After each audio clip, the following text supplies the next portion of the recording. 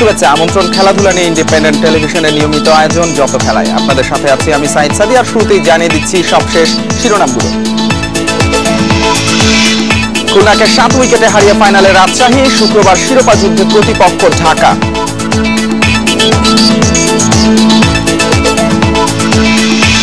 Tiger pace অ্যাটাকের নেতৃত্ব দিতে চান রুবেল, নিউজিল্যান্ডের শফিউলের জায়গায় রাব্বি।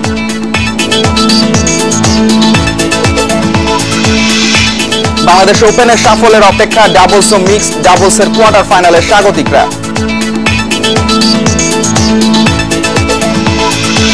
এবং ইউএফএ চ্যাম্পিয়ন্স লিগের রাতে রিয়ালের ডর্টমুন্ড পরীক্ষা লেস্টারের সামনে পড়তো।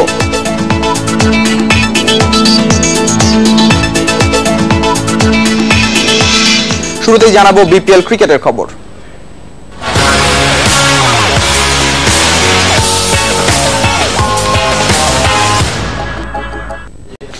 কোন নাটক ছাড়াই ফাইনালে উঠেছে রাজশাহী কিংস। ব্যাটে বলের আধিপত্যের ম্যাচে 7 উইকেটের জয় পেয়েছে স্যামির দল। ব্যাটসম্যানদের ব্যর্থতায় মাত্র 125 করে খুলনা। জবাবে সাব্বির ও ফ্র্যাঙ্কলিনের জুটিতে সহজ জয় পায় রাজশাহী। শুক্রবার ফাইনালে তাদের প্রতিপক্ষ ঢাকা ডায়নামাইটস। ম্যাচটা কোয়ালিফায়ার, কিন্তু দুই দলের জন্য ফাইনালি হারলে আর কোনো সুযোগ নেই। এমন ম্যাচে চাপ নিতে পারল না খুলনা টাইটান্স। দুই ওপেনারের একই পরিণতি। বড় ম্যাচে নির্বুদ্ধিতার পরিচয় হাসানুজ্জামান ও মজিদের। দলের বিপদে হাত বাড়াতে পারলেন না শুভাগত।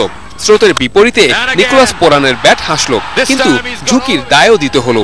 2 ছক্কা হাঁকানো পোরান আফিফের বলে ফরাদকে ক্যাচ দেন। মিডল অর্ডারে বেনি হাওয়েল মাহমুদুল্লাহ জুটি জমাট হয়নি। খাদের কিনারা থেকে আরেকবার দলকে টেনে তোলার চেষ্টা করেন ক্যাপ্টেন, কিন্তু আর কত। 22-এ থামেন টুর্নামেন্ট সেরার দাবিদার। 82 রানের 6 উইকেট নেই। 100 কি করতে পারবে খুলনা? জুনায়েদকে নিয়ে আরিফুলের 23 রানের জুটিতে শেষ পর্যন্ত 100 পেরোয় টাইটান্স। 20 ওভারের ক্রিকেটে দাঁড়িয়ে থাকলেই 126 তারা সম্ভব, কিন্তু মমিনুলকে মেরুদণ্ড সোজা করতে দিলেন না কুপার। আজকের রানের খুব বেশি ছিল না। ম্যাচ শেষ করে আসতে পারতেন নুরুল হাসান ও আফিফ হোসেন, কিন্তু মোশাররফ ও মাহমুদুল্লাহ টাইটান্স প্রাণে পানি দিলেন। স্টিয়ারিং চেপে ধরে রাখলেন সাব্বির ও ফ্র্যাঙ্কলিন। দুজনের অবিচ্ছিন্ন 62 রানে ফাইনালে রাজশাহী। কিংসের জন্য অপেক্ষা করছে favourite Dhaka Dynamites. Saiful Majumdar, independent news, Dhaka. চোটের কারণে নিউজিল্যান্ড সফর থেকে ছিটকে গেছেন শফিউল ইসলাম। তার জায়গায় কামরুল ইসলাম রাব্বিকে দলে অন্তর্ভুক্ত করেছেন নির্বাচকরা। শৃঙ্খলাজনিত সমস্যা থাকায় আলামিনকে বিবেচনায় আনেনি। চোটের শক্তি কমলেও নিউজিল্যান্ডের কন্ডিশন দারুণ করবে পেস আক্রমণ বিশ্বাস করছেন প্রধান নির্বাচক। চোটের সঙ্গে সখ্যতা শেষে অন্যরূপে শফিউল বিপিএল এর টানা 13 ম্যাচ খেলেছেন।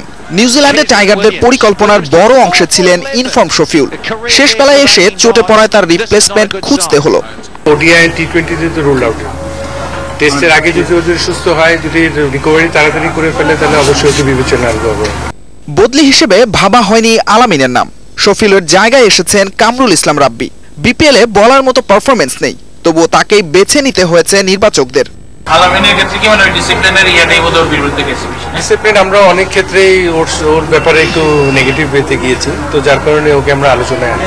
সেটা কি টিম ম্যানেজমেন্টের কাছ থেকে নেগেটিভ রিভিউ পাওয়া যায়? সব দিক দিয়ে সবার সাথে ডিসকাশন করে ডিসিশন নেওয়া হয়েছে। রাব্বিকে কনসিডার করেছি। রাব্বি 2টো টেস্ট ম্যাচ খেলে এসছে, ওর এক্সপিরিয়েন্স আছে। সেই হিসাবে আমি মনে করি যে ওর এক্সপিরিয়েন্স কাজে লাগাতে পারে। শহীদ ও শফিউল ছিটকে গেছেন। চোট কাটিয়ে ফেরার অপেক্ষায় মুস্তাফিজ। মাশরাফিও প্রতিনিয়ত চোটের সঙ্গে লড়ছেন। নিউজিল্যান্ডের বাকি কন্ডিশনে পেস আক্রমণ নিয়ে তাই প্রশ্ন থেকেই যাচ্ছে। যে কয়জন পুলের মধ্যে যে পেস বোলার আছে এরা বিশ্বমানের, এবং নিউজিল্যান্ডে অবশ্যই চ্যালেঞ্জ নিতে পারবে, এবং নিউজিল্যান্ড কন্ডিশনে আমি হোপ যে আমাদের পেস বোলাররা যথেষ্ট ভালো হবে। অস্ট্রেলিয়ায় প্রস্তুতি টি20-র আগে 15 সদস্যের ওডিআই স্কোয়াড দেবেন নির্বাচকরা। এরপর পর্যায়ক্রমে দেয়া হবে টি20 ও টেস্ট স্কোয়াড। টি20 সিরিজ শেষে 5 জন ফিরবেন দেশে। সাইদ সাদি, ইন্ডিপেন্ডেন্ট নিউজ।